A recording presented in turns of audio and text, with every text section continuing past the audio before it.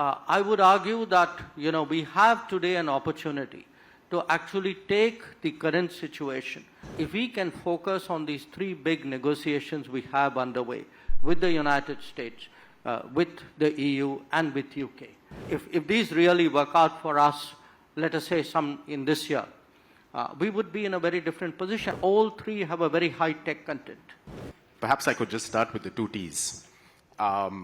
In this world of two T's, in between the T's and beyond the T's, and given the theme of the summit, what do you see as the opportunity for India? You've often argued that in times of disruption, there is opportunity. So where's the opportunity for India today? In which T? In either, let's start with tech. We'll come to the other one. I think there are opportunities conceptually of different kinds. One, that we are actually seeing leapfrogging possibilities. I mean, if we are going to follow a path which was linear and extrapolative in a way, I think that has its own limitations with which we would have always struggled, because we would have come at it perhaps not with the required efficiency to get the benefits of it. So when you have now new pathways, some of which are still not invented, I think there are great possibilities here in terms of growth of new sectors, of really creating value, and also the other part of it is bringing our strengths to bear, because at the end of the day, if a world is much more talent-centric and much more data-centric, I think that clearly is something which holds sambhavna for India. Now, again, it's not a given, because often when we get into these discussions, it's like, that's a slam dunk. That's surely going to happen. Nothing in life is surely going to happen. I mean, these are options. We will have to still have the right policies.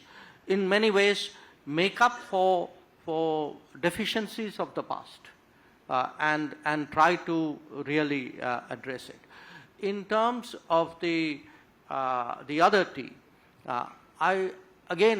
to my view, to my mind, what it has done is it has focused our own minds on the need for actually correcting what I would call a certain skewed nature of our openness to the global economy. Many of us have argued for a long time that our more complementary partners are actually in the West. I mean, these are areas, these are economies where real growth is possible. These are much more open, they are market economies, there's a certain contractual underpinning to everything you do. These are truly, not entirely, but much more competitive certainly than the economies to the east of us. So I would argue that, we have today an opportunity to actually take the current situation, and if we can focus on these three big negotiations we have underway with the United States, with the EU and with UK, I would say we could, if these really work out for us, let us say some in this year, we would be in a very different position. And I would again make the point, all three have a very high-tech content.